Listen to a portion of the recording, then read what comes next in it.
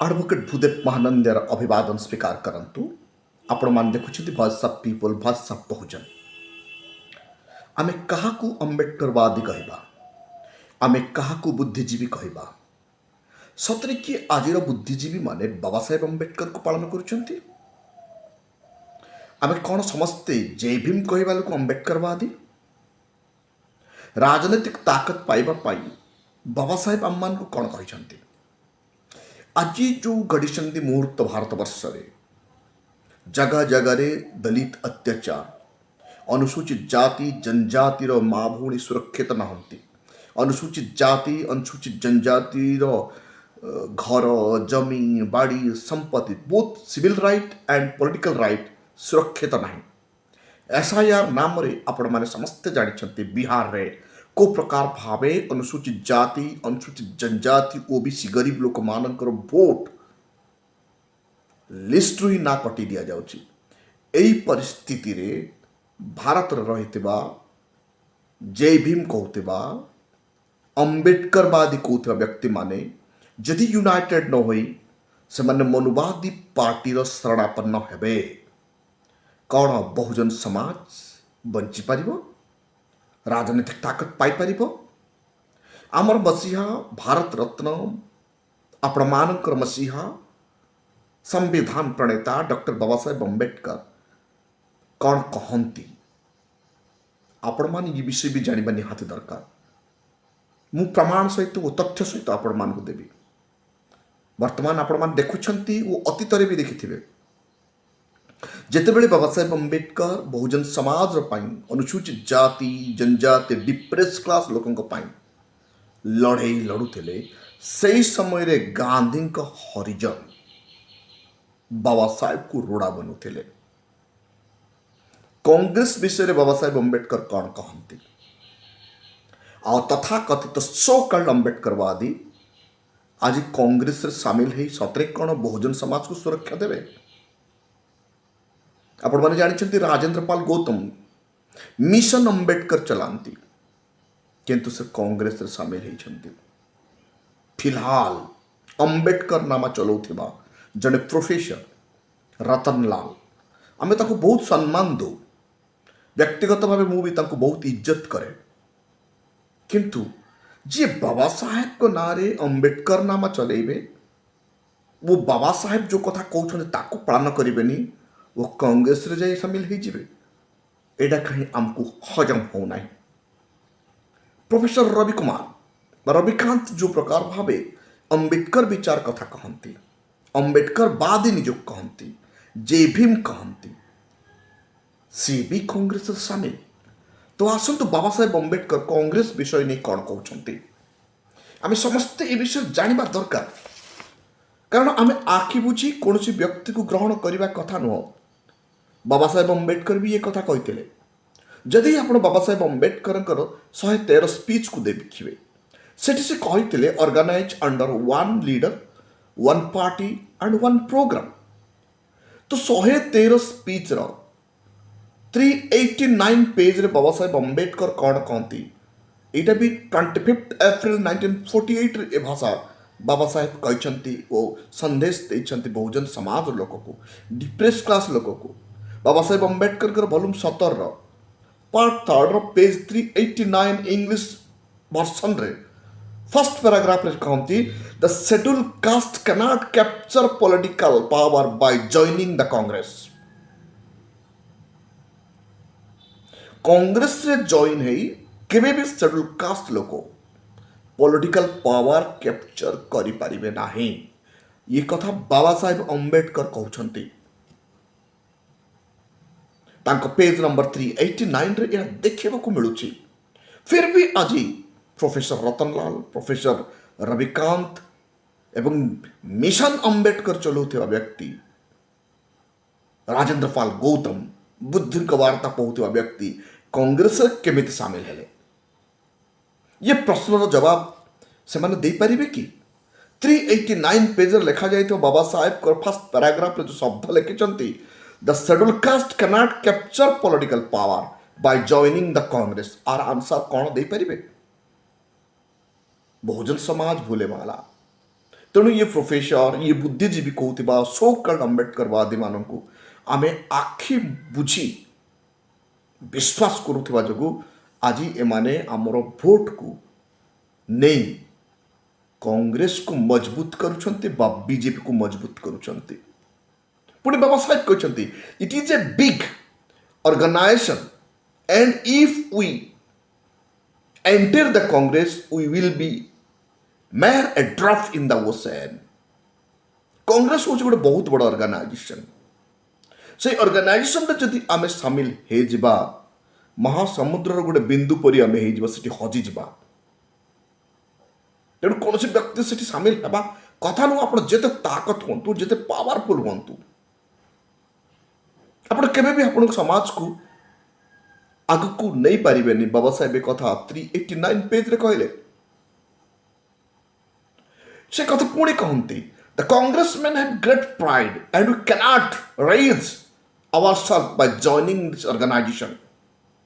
Congressman माने सबुबेले आत्मगर्भ रहंती से माने सबुबेले अनुसूचित जाति अनुसूचित जनजाति डिप्रेस क्लास लोक को हरिजन रक्षा दियंती आपण से पाखरे रही जातिर मंगल केबे करि परिबे नाही प्रश्न पचारि परिबे नाही। जदि आपण प्रश्न पचारती चाय की मक्खी की तरह चाय रे पड़िथिबा माछी परी आपण को काढ़ी फेंगी दिया जीवो। जदि आम से सामिल होगा कौन हम बाबा साहेब कहते जदि कांग्रेस सामिल हेले कांग्रेस फायदा हम ना बहुजन समाज फायदा हम। बाबा कहते we will only increase the strength of our enemy by joining the Congress. आम जदि कांग्रेस रे जॉइन हेबा ताहले आम केवल कांग्रेस रो शत्रु रही ताकत को बढ़ेबा। आज प्रोफेसर रविकांत आज प्रोफेसर रतनलाल मिशन जय भीम चलुथिबा राजेंद्र पाल गौतम स्ट्रेंथ कहार आनी देछंती कांग्रेस रो बहुजन समाज रो नहीं। तेणु आपण आखि मुझी ए मानक पछरे जानतु नाही जीवा उचित भी नुह कारण बाबा साहेब सतरे जदि आपण जय भीम वाला सतरे जदि बाबा साहेब अम्बेडकर को मानुछंती बाबा साहेब अम्बेडकर के प्रति अक्षर अक्षर पालन करुछंती ताहेले कौन 389 पेज इंग्लिश वर्सन रे वॉल्यूम 17 पार्ट 3 रे फर्स्ट पैराग्राफ रे जो शब्द बाबा साहेब लिखिछंती या मिथ्या की यार जवाब यही तथाकथित अम्बेडकरवादी माने दे पारिबे कि आपण कांग्रेस रे जॉइन हेले कांग्रेस को मजबूत करुछंती बहुजन समाज को नहीं आपण बीजेपी रे जॉइन हेले मनुवादी को मजबूत करुछंती शेड्यूल कास्ट शेड्यूल ट्राइब को नहीं। पुणे बाबा साहेब कहती से 389 पेज पैराग्राफ सेकंड स्पीच 113 रे कहती 25 अप्रैल 1948 कहती Congress is burning house we cannot be prosperous by entering in it. Congress एक जलुथिबा महल जदि अनुसूचित जाति अनुसूचित जनजाति ओबीसी अल्पसंख्यक लोक से सामिल भी हो जाती केवे भी से तार जातिर उन्नत करि परिबो नाही। हाँ तार व्यक्तिगत किछि उन्नत हो पारे किंतु तार जातिर उन्नत हो परिबो नाही। जदि आमे कांग्रेस सामिल हेबा आमर बिल्कुल फायदा नहीं। बाबा साहेब अम्बेडकर कहते पुणी से पैराग्राफ बाबा साहेब कहती I shall not be surprised if it is ruined in a couple of year. किछि वर्ष पर कांग्रेस रुइन भी हो गले मु आश्चर्य हेबी नाही मु केबे भी आश्चर्य हेबी नाही। से कहती सोशलिस्ट माने आसीबे एवं सोशलिस्ट माने कांग्रेस रु बाहरी आसीबे एवं कांग्रेस रो पतन हबो एवं आमर गवर्नमेंट हम। बाबा साहेब अम्बेडकर कथा दादा साहेब कांसीराम से ही करिसेंती आज नेशनल पार्टी मर्यादा दे बहुजन समाज पार्टी को। जदि आपण निज घर को सजाड़े ना शत्रु को मजबूत करेंगे तो बाबा साहेब स्वप्न के पूरा हम ना। बाबा साहेब एक कथा क्लीयरली कहते बाबा साहेब विचार रे आज दादा साहेब कांसीराम देथिबा धरोहर को बहन मायावती जी आज पर्यंत नेशनल पार्टी रूपे बरकरार रखिंट हुई पारे बसपार 0 एमएलए एमपी बट ନ୍ୟାସନାଲ ପାର୍ଟିରୁ ତାକୁ କିଏ କାଟି ପାରିନାହାନ୍ତି। ଆପଣମାନେ ଯେତେ ଗାନ୍ଧୀର ହରିଜନ ଯେତେ କମଜୋର କରନ୍ତୁ ବାବା ସାହେବଙ୍କ ମିଶନକୁ, ମିଶନ କେବେ କମଜୋର ହେବ ନାହିଁ। ବାବା ସାହେବ ଆମ୍ବେଦକର ପୁଣି ଏଠି କହନ୍ତି କେବେ ବି ଭୁଲରେ ବି କଂଗ୍ରେସର 4 ଅଣିର ବି ସଦସ୍ୟ ହେବା କଥା ନାହିଁ। ତେଣୁ ସେ କହିଲେ ଆମକୁ ଥାର୍ଡ ପାର୍ଟି ଅର୍ଗାନାଇଜେସନ କରିବାକୁ ହିଁ ପଡ଼ିବ। We must organize ourselves into a third party or third front। आज थर्ड ताकत है कि एक नेशनल पार्टी आपण मानकर ऑलरेडी है सारी। तो यही परिप्रेक्षी रे बहुजन समाज को बंचेबा, संविधान को बंचेबा, आज होता एट्रोसिटी को जदि बंचेबा को आम एट्रोसिटी बंचेबा को जदि चाहूँ, जातिवाद रु आजादी, मनुवाद रु आजादी चाहूँ, केवल मात्र केवल आज रही नेशनल पार्टी को मजबूत सह आम मान सपोर्ट करिया दरकार। जदि अम्बेडकरवादी आपण जदि पेट पाई काम करुछंती, नो प्रॉब्लम। प्रोफेसर रविकांत परी जातु, प्रोफेसर रतनलाल परी चली जातु, प्रोफेसर मिशन जय भीम चलाउथिबा एडवोकेट द्वारा से जमती होती आम आदमी पार्टी रे थिले, आज मिशन जय भीम चले काम करछंती राजेंद्र प्रभु। से प्रकार हेले आमर किसी कहबार ना आपको क्रिटिसाइज करार आमर कौन अधिकार ना। बट याद रखु जाति केवे भी क्षमा दब ना। आप मन पकातु जिते बाबा साहेब अम्बेडकर जिते इलेक्शन लड़ुले कांग्रेस कौन करथिला केवे जानिछंती? कांग्रेस हरिजन को ठिया करदेले। बाबा साहेब अम्बेडकर जिते बम्बई नॉर्थ सेंट्रल कन्स्टिट्युएंसी रे इलेक्शन लड़ती तांकु हरैबा पई स्वयं पंडित जवाहरलाल नेहरू तन मन धन खर्च कले। लोहमानव मध्य बाबा साहेब अम्बेडकर के पछर लागिगले सरदार वल्लभ भाई पटेल एवं बाबा साहेब के विरुद्ध ठिया करदेले नारायण सदोव कजरकोर को, जी कि कौन योग्यता नथिला बाबा साहेब के सामना रे, एवं 15,000 भोट रे बाबा साहेब हारी जाइथिले। आज ईवीएम हैक करी बहुजन समाज भोट को निया जाउची। आज ईवीएम माध्यम बहुजन समाज को कमजोर कर दिया जाउची। जो दिन पर्यंत बहुजन समाज भोट देवाटा जानि नथिला से दिन पर्यंत बैलेट पेपर रे भोट दिया गला। जो दिन बहुजन समाज भोट देवा कथा जानिले निजर नेशनल पार्टी बनै देले, नेशनल पार्टी बनी गला, से दिन ईवीएम अणागला एवं ईवीएम आनी कांग्रेस कंटिन्यू राज कला। नागनाथ परिवेश सापनाथ से भी कंटिन्यू राज आप देखुवे। जेबे जेबे कांग्रेस एवं दुर्बल हेबार टोटाल कांग्रेस मनोवादी बीजेपी रे सामिल हेले। एबे धीरे धीरे बीजेपी दुर्बल हेबाकु जाउछि, कारण यथाशीघ्र बीजेपी पावर आउ रहिबो नै। सब बीजेपी रो मनोवादी नेता धीरे धीरे कांग्रेस आड़े मुहा हेउछन्ति। देखंतु आपण माने भला भाबे स्टडी करंतु। से माने जानिछन्ति जदि से माने यूनाइटेड हेकि न लढिबे भारत में कंटिन्यू शासन करें ना, कारण 15% लोक आमे एते मूर्ख जे भीम कहूँ बाबा साहेब को पढ़ुचु बोली कहूँ, प्रोफेसर होइथिबा व्यक्ति, ज्ञानी होइथिबा व्यक्ति, अरे प्रोफेसर हम तो हम इंदु चौधरी परि बनतु लड़ुची से दहाड़ुची आपण भौणी दहाड़ुची प्रोफेसर इंदु चौधरी बहुजन समाज को बंचेबा पई। अरे हम तो हम प्रोफेसर रवि कुमार आउ प्रोफेसर रतनलाल परी हूँ ना, कारण आम बहुत बड़ क्षति हो जाउछि। जदि हमें प्रोफेसर विवेक कुमार हूँ, इतिहास सब बेले से सम्मान दब। नारायण सदोव कजलकोर को बाबा साहेब अम्बेडकर के विरुद्ध ठिया करागला। है कौन सी तो पार्लियामेंट सदस्य हेले, 1983 पर्यंत बंचिले। कांग्रेस तांको कंटिन्यू पावर देला, किंतु समाज रो कौन हैला? और बाबा साहेब अम्बेडकर गोटे कथा कहते, मु आपनकर पेज 389 4th 5th पैराग्राफ रे कहते, my joining the Congress government has created great amount of confusion among the scheduled caste and I want to clear that suspicions and doubt. Baba Saheb कहती मु कहीं कांग्रेस जन्म जॉइन हेली, मु कांग्रेस रे जॉइन हेबा मो जातिर लोक मानक पई शेड्यूल कास्ट, शेड्यूल ट्राइब, लोक डिप्रेस क्लास लोक मानक मधरे संदेह पैदा हला। मु आज से क्लियर से डाउट आपण मान को आज क्लियर करूची।